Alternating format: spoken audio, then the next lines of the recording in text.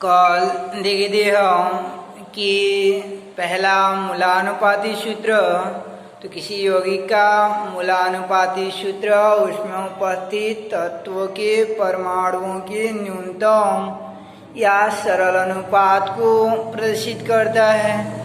दूसरा कि किसी अणुसूत्र, किसी यौगिक का अणुसूत्र उसमें उपस्थित तत्वों के परमाणुओं के वास्तविक अनुपात को प्रदर्शित करता है। और तीसरा कि संरचना सूत्र, तो संरचना सूत्र का अभिप्राय हो जाता है कि किसी यौगिक का संरचना सूत्र उसमें उपस्थित तत्वों के परमाणुओं के व्यवस्था को प्रदर्शित करता है। उसमें उपस्थित तत्वों के परमाणुओं के व्यवस्था को प्रदर्शित करता है। आज देखते हैं हम लोग कि मूलानुपाती सूत्र से संबंधित न्यूमेरिकल क्वेश्चन, गणितीय प्रश्न, कि आपका प्रश्न इस प्रकार से रहेगा। ये क्वेश्चन है कि एक कार्बनिक यौगिक में कार्बन 61%, हाइड्रोजन 11.88% और यदि यौगिक का वाष्प घनत्व 59 हो तो मूलानुपाती सूत्र व अणुसूत्र की गणना कीजिए। यानी कार्बनिक यौगिक में कार्बन 61%, हाइड्रोजन 11.88% और उसका यौगिक का वाष्प घनत्व 59 है, तो यौगिक का मूलानुपाती सूत्र व अणुसूत्र ज्ञात कीजिए। तो ये क्वेश्चन देखना है हमको आज, ये प्रश्न देखना है। तो अणुसूत्र ज्ञात करना है। क्वेश्चन में क्या करना है हमको? अणुसूत्र ज्ञात करना है। और अणुसूत्र बराबर क्या हो जाएगा आपका? n गुणा मूलानुपाती सूत्र होता है। n गुणा मूलानुपाती सूत्र होता है। n गुणा मूलानुपाती सूत्र होता है। तो n का वैल्यू निकालना पड़ेगा पहले जो है, यानी n का मान ज्ञात करना पड़ेगा। तो n बराबर होता है आपका अणुसूत्र भार बटे मूलानुपाती सूत्र भार। तो पहले हम लोग अणुसूत्र निकालने के लिए मूलानुपाती सूत्र को ज्ञात करेंगे। पहले अणुसूत्र ज्ञात करने के लिए मूलानुपाती सूत्र ज्ञात करेंगे और मूलानुपाती सूत्र ज्ञात हो जाएगा। मूलानुपाती सूत्र ज्ञात हो जाएगा तो उसका फिर भार निकालेंगे और भार नीचे में अणुसूत्र मूलानुपाती सूत्र भार n निकालने के लिए मूलानुपाती सूत्र भार को लेंगे और ऊपर में अणुसूत्र भार लेंगे। तो अणुसूत्र भार जो है वो क्वेश्चन में दिया रहता है, किसी के अणुभार कहते हैं, किसी के अणुभार कहेंगे। तो कभी कभी अणुभार नहीं दिया रहता है तो अणुभार या अणुसूत्र भार को हम लोग 2 गुणा वाष्प घनत्व से निकाल लेते हैं। 2 गुणा वाष्प घनत्व से निकाल लेते हैं। वाष्प घनत्व दिया रहता है, जैसे ये क्वेश्चन 59 दिया है तो अणुभार कितना हो जाएगा? 118। और उसका हम लोग मूलानुपाती सूत्र ज्ञात कर लेंगे पहले। और मूलानुपाती सूत्र ज्ञात होने के बाद जो है, यानी मूलानुपाती सूत्र ज्ञात होने के बाद उसका भार निकाल कर अणुसूत्र भार बटे मूलानुपाती सूत्र भार करके n को निकाल लेंगे। n निकालने के पश्चात जो है अणुसूत्र बराबर n गुणा मूलानुपाती सूत्र से हम लोग निकाल लेंगे अणुसूत्र को। तो स्टार्ट करते हैं हम लोग क्वेश्चन को कैसे बनाएंगे। तो देखते हैं ये प्रश्न को किस प्रकार से बनाते हैं। तो पहले जो दिया रहा था उसको लिख लेते हैं। क्वेश्चन में क्या दिया था आपका कि हल जो दिया है उसको पहले लिख लेंगे। हल दिया आपका क्या दिया है कि कार्बन यौगिक में कार्बन कितना प्रतिशत बोला गया है, यानी कार्बन बोला गया था आपको 61% हल दिया है। कार्बन बराबर दिया आपका 61%, कार्बन बराबर दिया आपका 61% और हाइड्रोजन बराबर दिया रहता है आपका 11.88%। तो कार्बन और हाइड्रोजन दिया रहता है।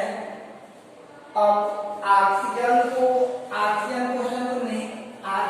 क्वेश्चन में नहीं दिया रहता है, उसको अपने अनुरूप निकालते हैं। कैसे निकालेंगे कि इन दोनों को जोड़ के देखेंगे क्या हो रहा है, यानी 100 हो रहा है कि नहीं हो रहा है। उसको देखिए, जो क्वेश्चन में जितना परसेंट दिया रहेगा उन दोनों का योग या जितना भी दिया रहेगा उनका योग 100 हो रहा है अथवा नहीं, उसको जोड़ के देखेंगे।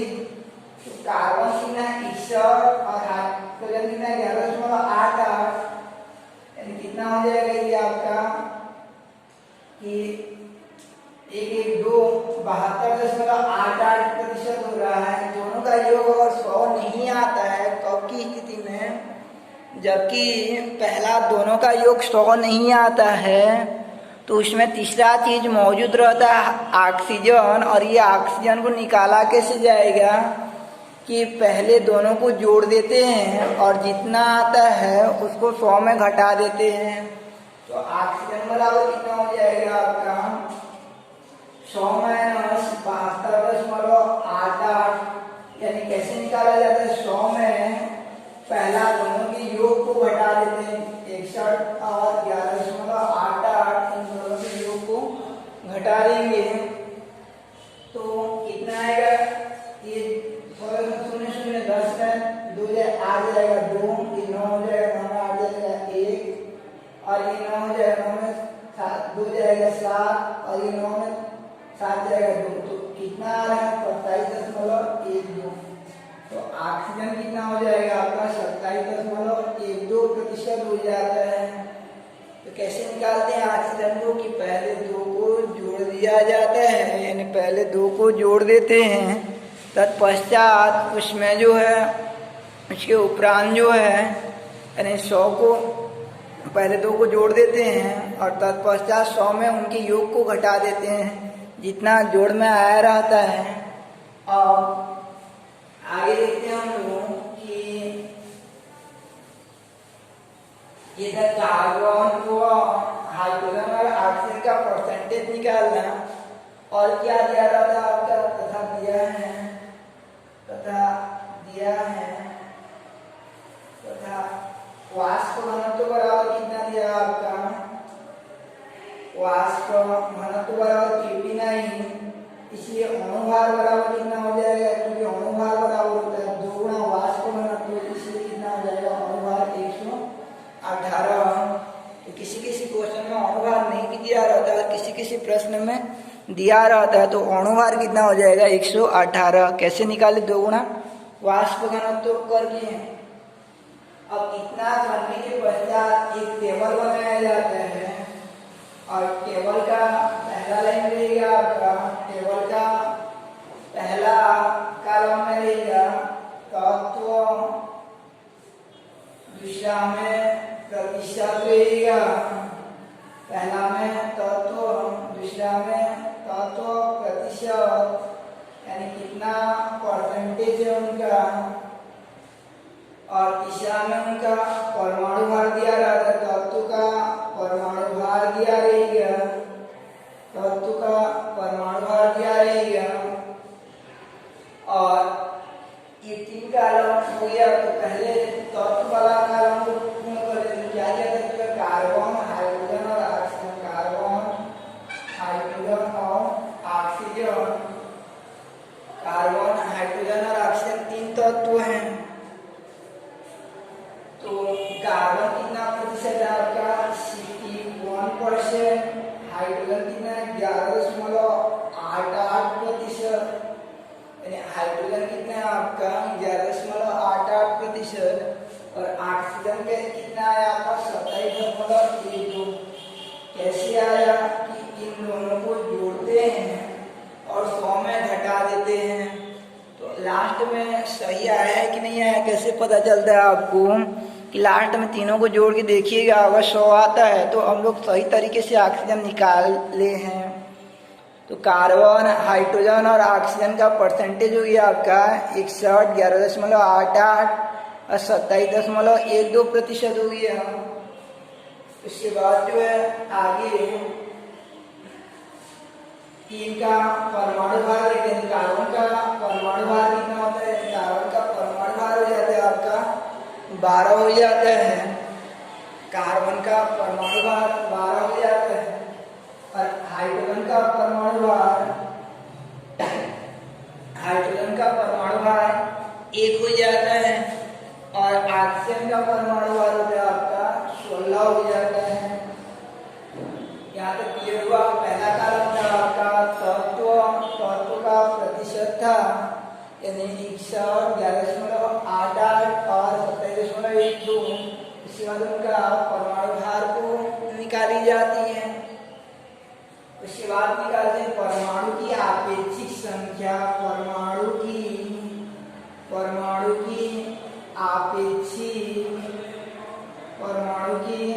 आपेक्षिक संख्या। ये परमाणु की आपेक्षिक संख्या को कैसे निकाली जाती है उसको थोड़ा देखते हैं। परमाणु की आपेक्षिक संख्या को निकालने के लिए क्या करते हैं कि परमाणु की आपेक्षिक संख्या को निकालने के लिए प्रतिशत को उसके भार से भाग दे देते हैं। 61 को कितना से भाग देंगे हम लोग? 12 से। ए लाइन में कितना भाग देंगे? 11.88 को इसके भार से और ए लाइन में कितना से भाग देंगे हम लोग? 27.12 बटे हो जाएगा आपका 16 हो जाता है। 27.12 बटे 16 हो जाएगा। इस प्रकार से यानी पहला कॉलम में तत्व हो गया, दूसरा में प्रतिशत, तीसरा में परमाणु भार और चौथा में परमाणु की आपेक्षिक संख्या। परमाणु की आपेक्षिक संख्या हो गया। इस प्रकार से 4 कॉलम कंप्लीट हो जाता है। अंतिम कॉलम में निकालते हैं हम लोग कि यानी लास्ट वाला कॉलम में निकालते हैं परमाणु की आपेक्षिक संख्या। पहले कंप्लीट कर लेते हैं। तो यहाँ पे परमाणु की आपेक्षिक संख्या चौथा कॉलम में हम पहले लेते हैं। तो 61/12 करेंगे तो 61/12, 61 को 12 से भाग देंगे कितना आएगा आपका? 12×5 = 60 हो जाता है। 12×5 = 60 हो जाएगा। अब यहाँ 0 हो जाता है आपका 12×5 = 60 और यहाँ 0 हो जाएगा और 12 0 हो जाएगा और 100 हो जाएगा। 12×8 = 96, भागेंगे कितना हो जाएगा? पहला वाला 5.08 हो जाता है। कितना आ जाएगा? 5.08। उसके बाद दूसरा वाला में 11.88 को 1 से भाग दे तो वही भी जाएगा 11.88। और लास्ट में आता है आपका 27.12 को भाग देते हैं हम लोग। 27.12 को भाग देते हैं 16 से तो 16 एकम 16 हो जाएगा। कितना बचेगा? 11।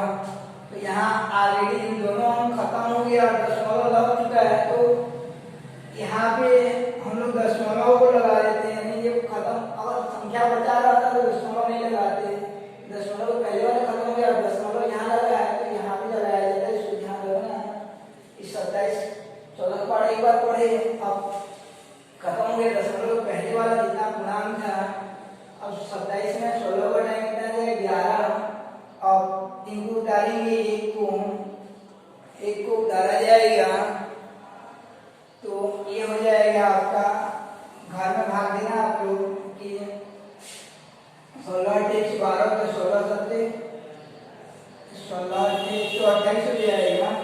ये हो जाएगा आपका 16 7 112 हो जाता है और 16 3 96 हो जाएगा। कितना हो जाएगा? 96 हो जाता है। और 111 में 96 को घटाने में कितना आ जाएगा आपका? 11 में 5 जाएगा, 6 जाएगा तो 5, 10 में 9 जाएगा तो 1 हो जाएगा। अब ये 2 को उतारेंगे तो 16 × 5 = 80 हो जाता है और 16 का हम स्टार्ट होता है 16वां 144 हो जाएगा, यानी कितना हो जाएगा 16वां 144, यानी 1.69 आता है, 1.69 आ जाता है। और इस प्रकार से तीसरा कॉलम कंप्लीट हो जाता है। अब चौथा कॉलम देखते हैं हम लोग। 3 कॉलम कंप्लीट होने के बाद जो है कि चौथा कॉलम यहाँ पे ऐसा भी लिख सकते हैं, अनुभार बराबर होता है आपका अनुभार बराबर 2 गुणा वाष्प घनत्व, इसलिए अनुभार बराबर कितना है 2 गुणा,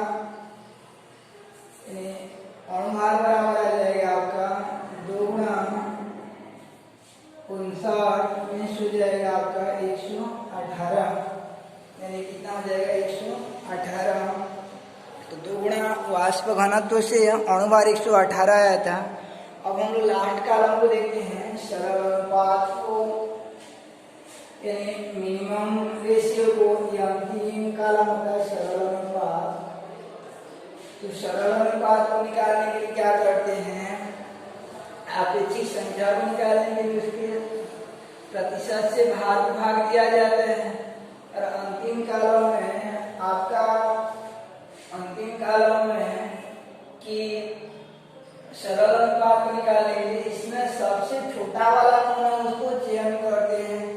तो ये 1.6 है और ये 11.5, सबसे छोटा कौन है 1.69 होगा।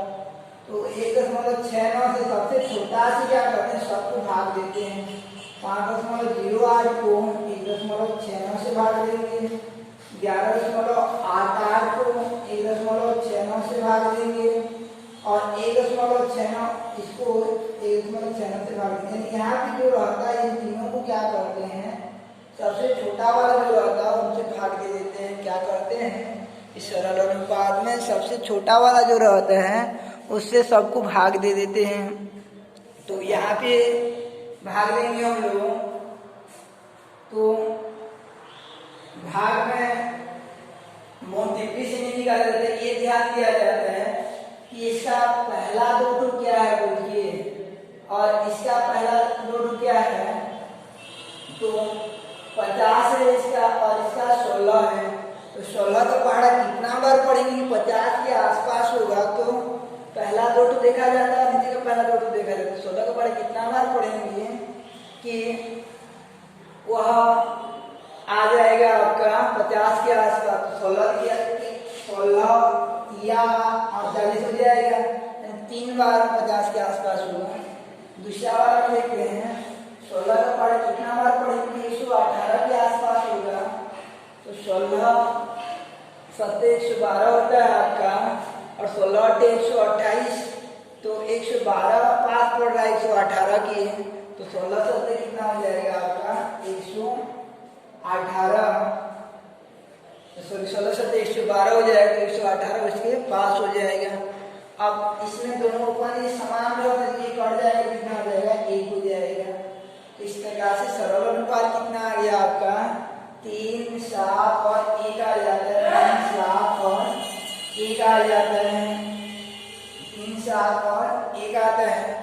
अब आगे क्या करते हैं हम लोग कि आगे निकालने के लिए, यानी मूलानुपाती सूत्र बराबर क्या हो जाता है, मूलानुपाती सूत्र और अनुसूत्र दोनों का गणना करना है। मूलानुपाती सूत्र आ जाता है आपका, यहाँ पे जितना जितना आया है कॉलम कितना तो मिला 3, तो C3 हाइड्रोजन कितना मिला आपका 7, तो C3S7, और ऑक्सीजन कितना हो जाएगा आपका 8, यानी C3S7O मीन्स क्या हो जाएगा C3S7O, ये आपका मूलानुपाती सूत्र हो जाएगा।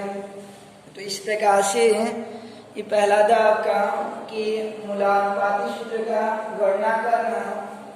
इसके बाद जो है आगे देखते हैं हम लोग कि मूलानुपाती सूत्र की गणना के बाद जो है ये मूलानुपाती सूत्र आ गया, और n का वैल्यू निकालना है, यानी n का मान निकालना। तो n बराबर क्या होता है फार्मूला अणु सूत्र भार बटे मूलानुपाती सूत्र भार होता है। अणु सूत्र भार बटे मूलानुपाती सूत्र भार होता है। तो n का मान निकालना है। तो n के लिए हमको चाहिए अणु सूत्र भार। तो अणु सूत्र भार निकला आपका 118। कई बार मूलानुपाती सूत्र निकल जाएगा तो आंसर आ जाएगा। मूलानुपाती सूत्र भार को निकालते हैं हम लोग। मूलानुपाती सूत्र भार को निकालते हैं। तो मूलानुपाती सूत्र भार ये मूलानुपाती सूत्र हो गया। और मूलानुपाती सूत्र भार निकालेंगे। मूलानुपाती सूत्र भार की आवश्यकता क्यों पड़ती है? क्योंकि n निकालना है। तो मूलानुपाती सूत्र भार बराबर हो जाएगा आपका कि मूलानुपाती सूत्र कितना है आपका C3H7O। तो C कितना है 3। तो ये कितना हो जाएगा आपका 3 गुणा 12 हो जाएगा। अब हाइड्रोजन कितना है आपका हाइड्रोजन है 7 और हाइड्रोजन का एक होता है 7 गुणा 1 और ऑक्सीजन कितना है 1 और एक ऑक्सीजन कितना होता है 16। तो ये बन जाएगा आपका 12 या 36 और 7 एकम 7 और 16 एकम 16। ये जोड़ेंगे तो 36 और 7 40 और 40 और 16 59 कितना हो जाएगा 59। तो हमको मिल गया अणु सूत्र भार मिल गया। यानी अणु सूत्र भार मिल गया आपका। अणु सूत्र भार बराबर आया आपका 59 मूलानुपाती सूत्र भार आया 59। और ऊपर में निकाल चुके हैं टेबल के ऊपर अणु सूत्र भार या अणु भार कितना है 118। अब n को निकालते हैं। n बराबर क्या फार्मूला होता है आपका n बराबर होता है कि अणु सूत्र भार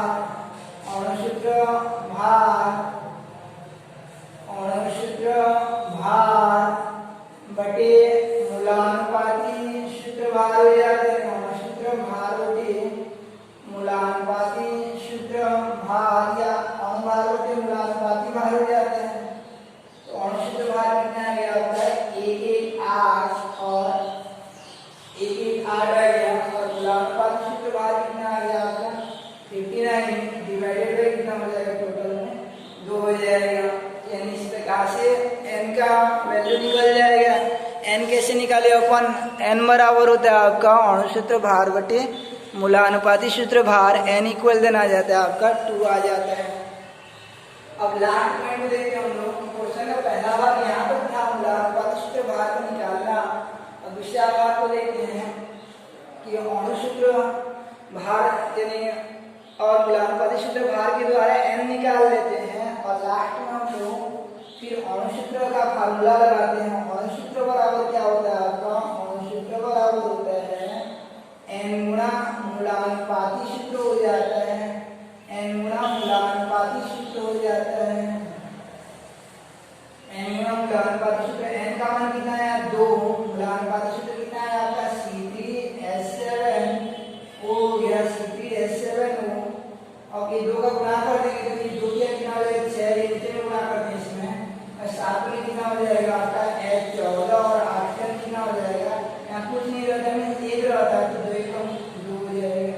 तो ये आपका अणु सूत्र भार हो जाता है अणु सूत्र हो जाता है। तो n निकालने के लिए केवल भार की आवश्यकता होती है। जब n वाला भार यानी n निकालने के लिए जब लिखोगे तो उस समय ही आप लोग भार शब्द का उपयोग करोगे अणु सूत्र भार बटे मूलानुपाती सूत्र भार। तो इस प्रकार से लास्ट में हमको अणु सूत्र मिल जाता है। तो आपका क्वेश्चन इस प्रकार से था कि यानी प्रश्न ये था कि एक कार्बनिक यौगिक में कार्बन 61% हाइड्रोजन 11.88%।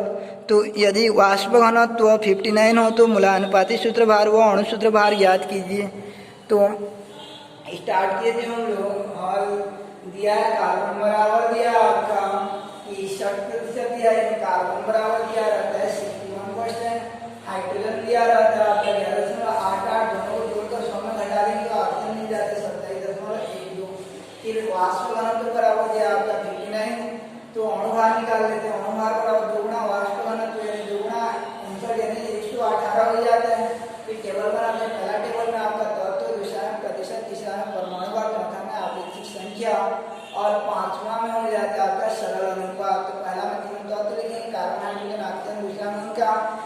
प्रतिशत लिखेंगे, प्रतिशत कितना कितना था आपका 61 और 11.88 और तीसरा था 27.12 और परमाणु भार कितना आ जाएगा, कार्बन का 12, हाइड्रोजन का 1 और ऑक्सीजन का 16। फिर आपेक्षिक संख्या को निकालते हैं। आपेक्षिक संख्या कैसे निकालेंगे कि भार को जो है यानी प्रतिशत को जो है उससे भाग दे देते हैं। तो पहला वाला आ जाता है 61 बटे आ जाता है आपका 12 हो जाएगा, तो इसको भाग देंगे 5.08 आ जाता है। दूसरा वाला को आता है आपका 11.88 को भाग देंगे 1 से, तो 11.88 आएगा। और तीसरा आता है आपका 27.12 को भाग देते हैं हम लोग 16 से, तो आता है आपका 1.69। अब इन तीनों में से सबसे छोटा वाला का चयन करते हैं। तो सबसे छोटा वाला कौन हो जाएगा आपका, ये 1.69 होता है। उसको क्या करेंगे, तीनों से भाग दे देते हैं। तीनों से भाग देंगे तो ऊपर 5.08 बटे 1.69 मिल जाता है। 16×48 यानी उस फॉर्म में लाते हैं कि इन्हें अप्रॉक्स वैल्यू का चयन किया जाता है। तो कितना आ जाएगा, 3 आ जाएगा। दूसरा वाला आएगा आपका 11.88 बटे 1.69, तो उसको डिवाइड करेंगे तो अप्रॉक्स 7 आता है। लास्ट में 1.69 डिवाइड बाई 1.69 इक्वल 1 आ जाता है।